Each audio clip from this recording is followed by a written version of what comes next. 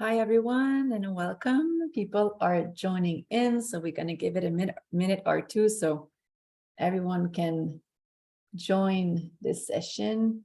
We still have a lot coming in, so I'll give it a minute or two.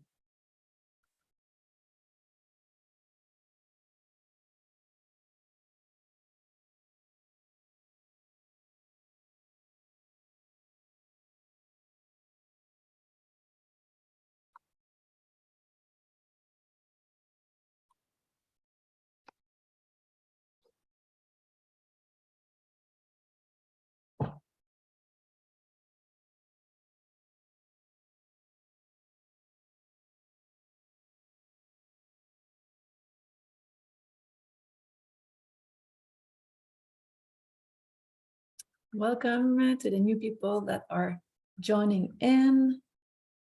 You're getting in one by one, so I want to make sure everyone is here before we start.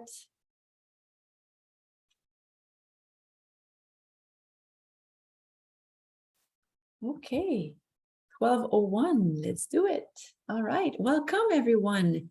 Very happy to be with you today for the top tips to sustain hybrid working. So if it's the first time we see each other, welcome. Welcome. I'm happy to be here today with you. My name is Marie-Geneviève. Everybody calls me MG, so feel free to do so, no problem. I am your productivity ninja today. And if it's your first time with us, know that at Think Productive, we are a training company, productivity training company, and our vision is to create a work revolution where everyone loves Mondays. Nothing less than that.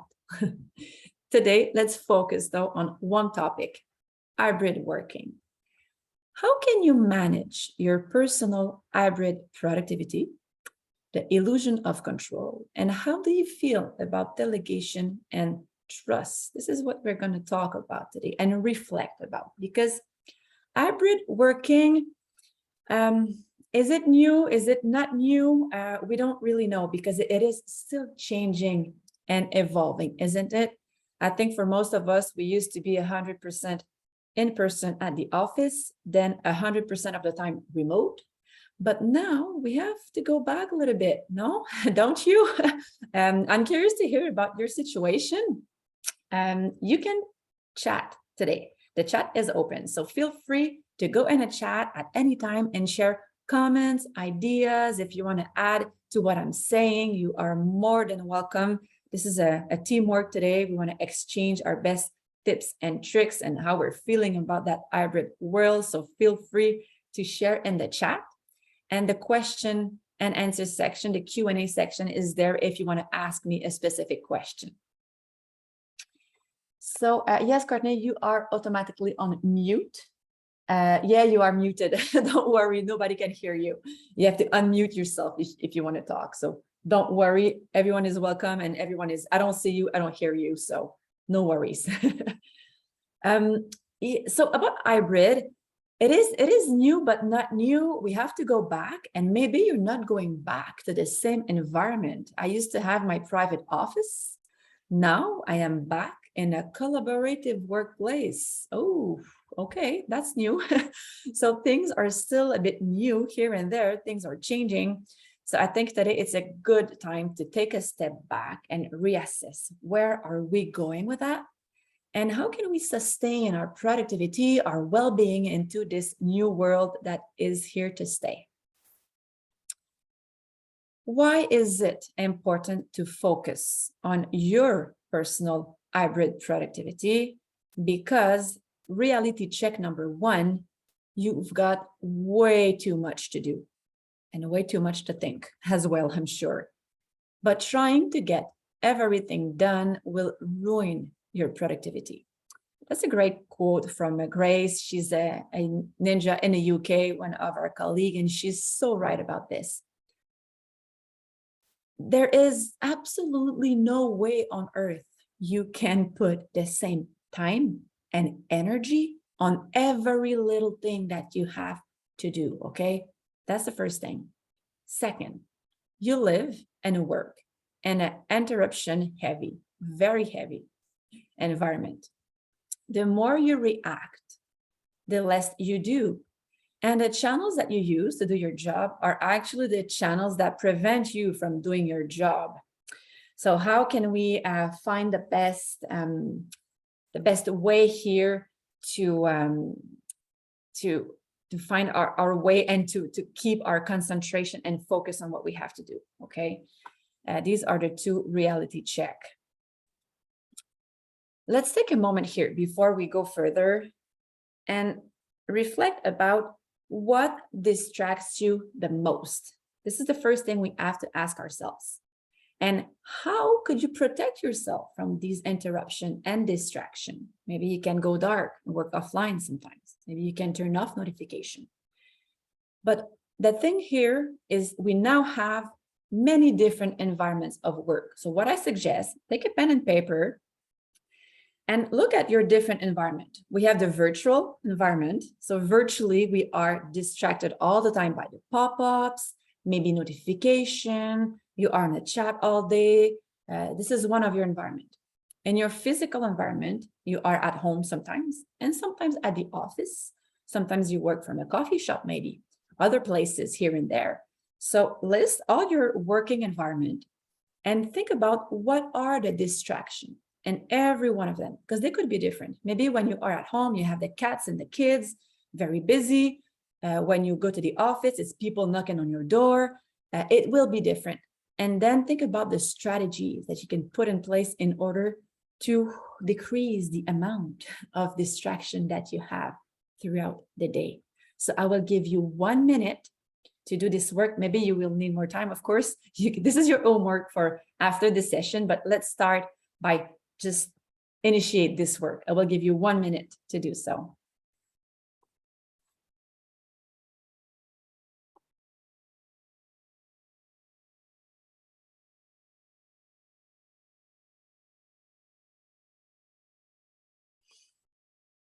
And if you want to share in the chat, if you have ideas on how to hide and to protect yourself, I think that has worked well for you. Some people, when they work at home, they put a little sign on the door, do not disturb. So people at home, partner, kids, they know not to disturb them at this specific moment. Some people work offline for 1 hour every day, and all their colleagues know about it. Just, this is your private moment. There's a lot of tips and tricks, and it's important to put them in place. At least, honestly, you cannot protect yourself all day, but at least half an hour a day, maybe 2 hours a day, where you can protect your bubble of attention and focus. So I will give you just a few seconds to wrap it up and put that on the side. This is one of your homework for after today's session. Our top 3 ninja tips to sustain your personal hybrid productivity are: number 1, start your day with a momentum and make a list and be clear about your intentions, okay? Not other people's priority. Make a list, and I like to do my top 5 of things I want to do. A little to-do list, these 5 things are my priorities. Some days I do it, some days I cannot achieve them all because that's life, but at least it sets the tone, you know, this is my path, my goal, this is what I want to do today. And then can you hide a little bit? How can you protect your attention in order to achieve that? And prioritize what is urgent, what is important. Do your little schedule, your little planning of the day. That takes only 2 minutes, 5 minutes at the top, and it does really set the tone for the day, okay? Because when you open your computer and then, whoa, this is where you get the wave of everybody else's priorities, new stuff to do, and then you get drift away from what you wanted to do because what you have decided that would create the most impact on your day. Then define your tasks into your modes of working. We have different modes. The 2 main modes of work are collaborative tasks and solo tasks. Maybe you want to keep them when you're at home and keep your collaborative work when you are at the office. But maybe for you, it is the opposite. Maybe your people, your team, your colleagues are all over the place. And at home, it is quite busy. You have people around. So for you, this is where you do your teamwork, your collaboration tasks. And when you go to the office, it is very quiet. You can do your solo work or vice versa. So it's really up to you. Maybe you want to go to a coffee shop on Friday afternoon to do your reading and your learning stuff, because this is more suitable for your schedule and the task that you want to do. So can you match the type of work with your different environment of work? This is one of the best tips that we've got, and I love to do that. I do that every Monday morning. I look at my week. What are my tasks, my modes of work, my environments? Do I have to go in person? Do I have to stay home? Do I have time to work from this place, that place? And I fit every task with the environments. And this is life-changing. Tip number 3, create a good, clear protocol. And I would say protocols, you might have more than one with your team when you are working at home, especially because you have to manage your expectation, others' expectation, and let them know when you're going offline to do your deep work. What is your response time? How do you prefer to get the requests, the information? We don't have the same communication protocol. Some people use email for that, the chat for this. Some people call, some people don't. My tip here is try to implement some sort of protocol with the colleagues, the people that you work the most closely with. Just this week, I had a new colleague and I called her to ask her something. And I said, oh, could you do that for me, please? And she told me, please send me an email. Every time you have a request for me to do something, it's an email. I have so many things going on. Email is the way for me. So, perfect. Thank you. Now I know what you expect. Same thing in the chat. If it's official, team is not good for me. I want an email for that. So just to clarify that, because when we are at the office, it's kind of easy, you know, we're there, we talk, it's informal, we kind of know what's going on. But at home, it is important to be on the same page about the communication with your boss, with your teammate, to make sure that it's easier, it's clear, and it's efficient. Do you have any questions or comments so far on these tips and tricks and ideas that I've shared? If you do, don't be shy. Just drop your question in the Q&A section, and I can take a minute or two here to go further into this at any time. Because you have so much to do, so much to think about, so many ways of communication, it is important now more than ever to stay focused on the impact. Impact, there's a lot of ways to see it. I could say impact, outcomes, results. And the Pareto rule here comes into play. I love this rule, and it is so true. It is true in everything in this world, apparently. The 80-20 rule. That means 80% of your results, your outcomes, your impact are generated by only 20% of what you do. So that comes back to what I was saying when we started here. You cannot do everything, and you cannot put the same level of energy, attention, focus, time, money, whatever resource that you have into everything. So choose wisely. Do your triage, okay? In the morning, pick up what is good and left beside what is not. Can you delegate that? Can you do that later? Is it still relevant to do? Ask yourself these questions and focus on that 20% of activities and tasks that will generate the 80% of your results. So you're going to have an impactful, meaningful work. A word now about the illusion of control. When we get very, very busy, there's a lot going on, it gets foggy a little bit, and we tend to do the stuff and the actions that are easy, fast, that we don't have to think much about, because we have the sense that we get things done, our to-do list is getting low, but these could be very low impact tasks. And the tasks that have more impact, the truth is sometimes they require a bit more energy, strategy, talking, thinking, collaboration. But these are the ones that we have to keep our focus on. But if you are stuck in the reactive mode, in the spectrum of reactivity, it's going to be very, very hard to focus on what is important. The reactive mode is when you react to the emergencies. Everything that is coming is urgent. But when it's urgent, the main component here is time. It has to be done now. Quality, not so much. We don't have time for quality. It is now. So maybe you are stuck in that hamster wheel, super busy, full throttle, but you have the feeling you're not moving forward. Things are not going the way you'd like to. You're stuck in the reactive end here. In order to move to the proactive, you have to change your focus and look at what is important. And here the component is the quality.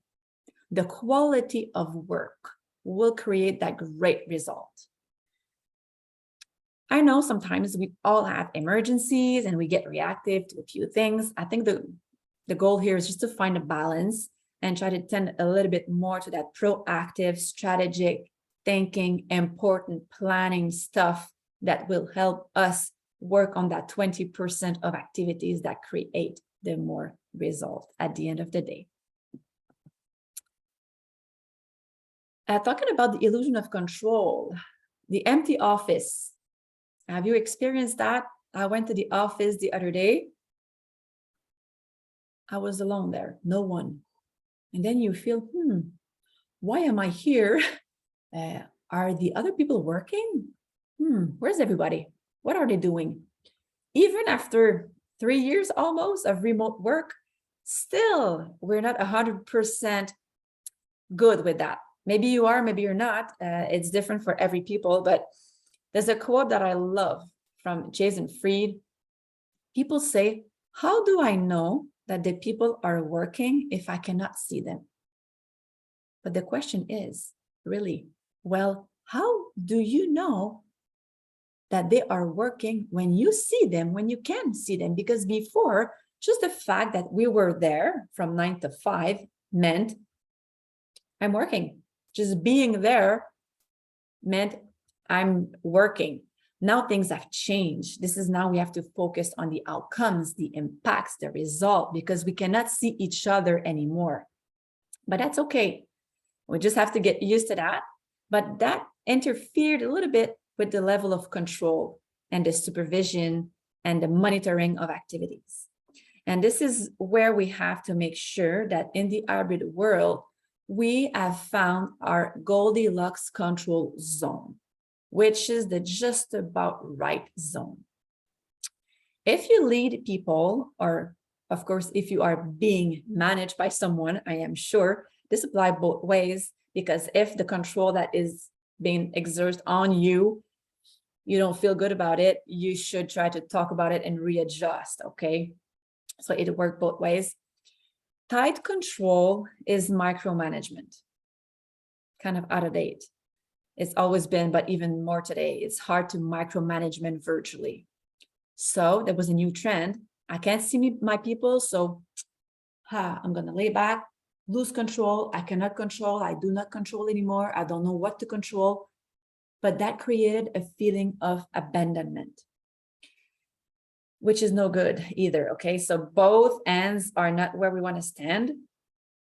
And if you lead people know that your leadership will be different if you have to lead virtually or lead in person to monitor. We used to monitor the activities, what people do. Now we have to monitor the outcomes. What are the results? Are the outcomes delivered with quality and on time? Because being there from 9 to 5 is irrelevant now. And finding the right spot for control is also very helpful in our goal to build a culture of trust. Trust has always been the ultimate organizational lubricant, really. This is like a gearbox. You put oil into it, it goes well. You put sand in, everything grinds to a halt. And we don't want that. How can we cultivate that culture of trust being hybrid? Because some people, they see each other, some people don't. New people that come in, we don't really know them. And it is so important to know your people, know your colleagues, your teammate, your employees, if you have some. Who is good at what? What are their skills, their interests, their ambition? What can you delegate them? What can you call them for help? Can you still create and maintain that team spirit and teamwork, even if we are all apart? This is a question you have to ask yourself. How can you contribute to being a better team member and create new connection with your teammates? Something to keep in mind. Another word here about trust. This is a metaphor from Brené Brown. She sees trust as putting marbles in the jar. And this is so true. I mean, the marble in the jar represent that people earn trust one small gesture at a time. And each time, each gesture, each action that we put marble in the jar, it increases trust. But on the other side, the trust disrupting behaviors will result in a handful of marbles out of the jar, and we kind of lost trust. How are your marbles these days with your boss, your colleagues? If you feel that there's a relationship here where the trust has been a little bit eroded, challenged, it has faded away for many reasons, maybe it is time to put marbles in the jar. And that goes both ways. You want people to trust you, and you want to trust people that you work with.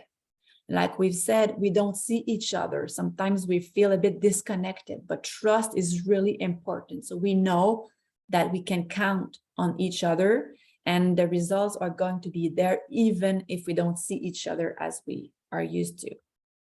So trust is a really, really important component here. I would like to give you just a 30 seconds, 1 minute, maybe minute and a half here to reflect on that. Is there any trust issues within your team, with your colleagues? How could you put marbles in their jar, or how could you get marbles in your jar with small gesture, small talk about it, to make sure that you are starting this new year, still beginning of 2023, with a good team spirit and a good culture of trust within your team? So just 1 minute here to reflect on that, and then we'll continue with the delegation subject.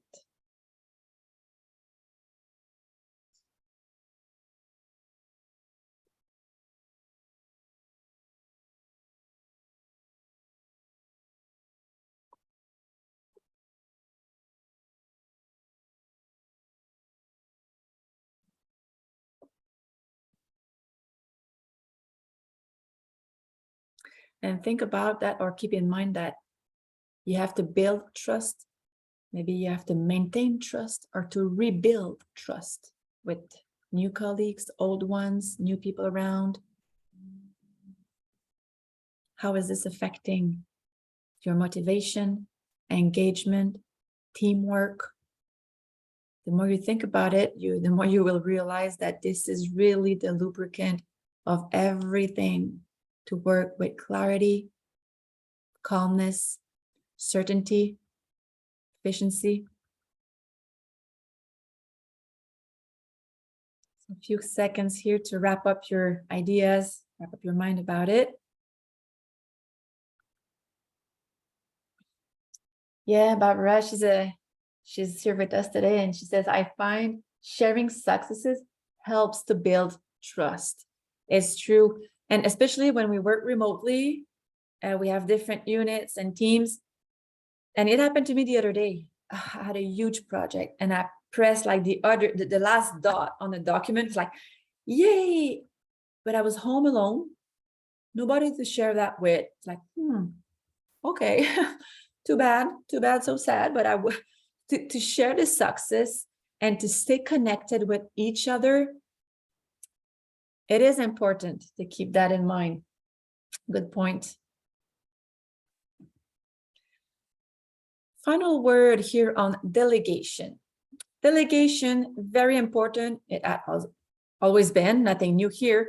But with hybrid, maybe it's a bit different because we don't even see each other all the time. Collaborative work virtually is not the same as in person. So maybe you want to rethink your delegation. Delegation is great because it will free up your time to focus on outcomes, to develop a growth mindset, improve skills development, establish a culture of trust.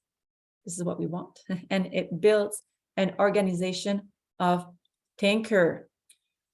But sometimes we hesitate or we don't like when people delegate things to us. Why? Because we're not sure about the outcome. The outcome has to be clear enough so we know what we expect from that. But the way to get there is yours.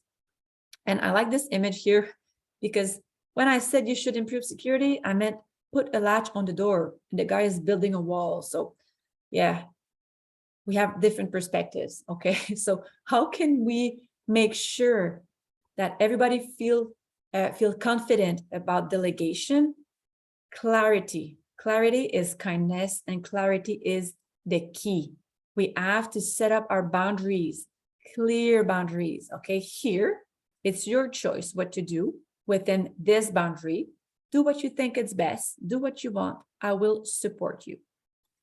And then there is another zone here. If you move into this area, check with me first so we can agree on the way forward. And don't pass there.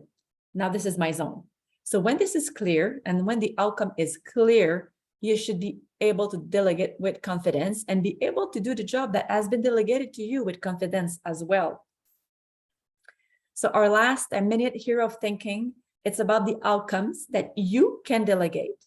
If you've done training with us before, you know we have two modes of work. If it's your first time, just know that no matter which position you have into the organization, you have the worker mode where you do stuff, you execute stuff, and the boss mode where you plan, think, find solution, make decision. So any outcomes in the worker mode and or boss mode that you could delegate. So take time here just to think about it, make your list of things you could delegate, or could you change the way you delegate things? Just 1 minute to do your little list here of ideas. And then we'll close that session with the last tip.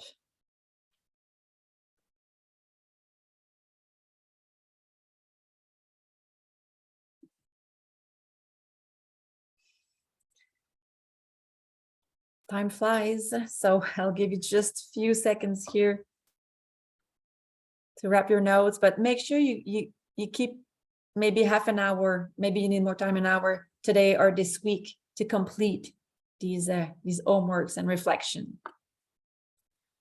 My last word on it, let go. Let go. It's easier than checking up on everything all the time. And think about that 80-20 rule. Let go of things that do not create the most impact, that do not have that importance component to you. So with these tips and tricks today, hopefully your hybrid productivity toolbox is more complete. You have a better understanding and feeling about control, delegation, and trust. So please continue your plan of action after today's session. It's a good time to reflect on how you want to move forward into this new hybrid world.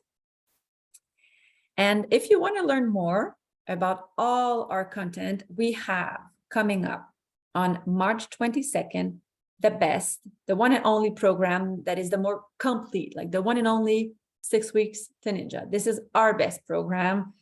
It's 6 weeks with Nick, one of our top ninja. Nick is really good, and he's going to be there to accompany you all the way through this process.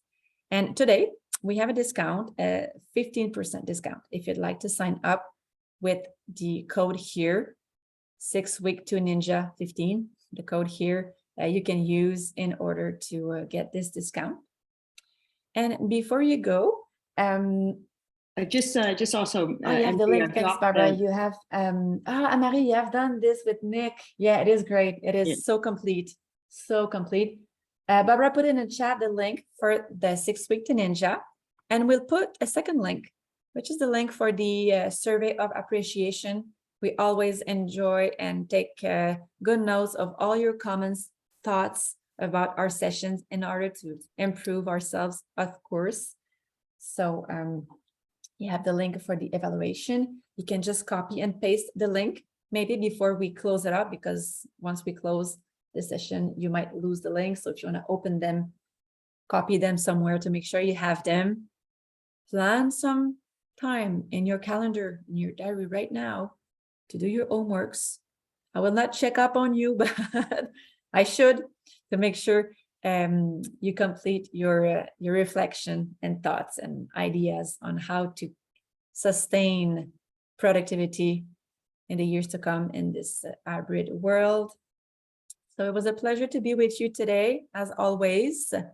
Hopefully I will see you again. And Barbara just dropped in the chat as well the top 5 tips for hybrid working that we have, just a little bonus, a little extra for you to remember and to have a look at, to make sure that we all go through this hybrid with the most productivity and well-being mindset that we can have.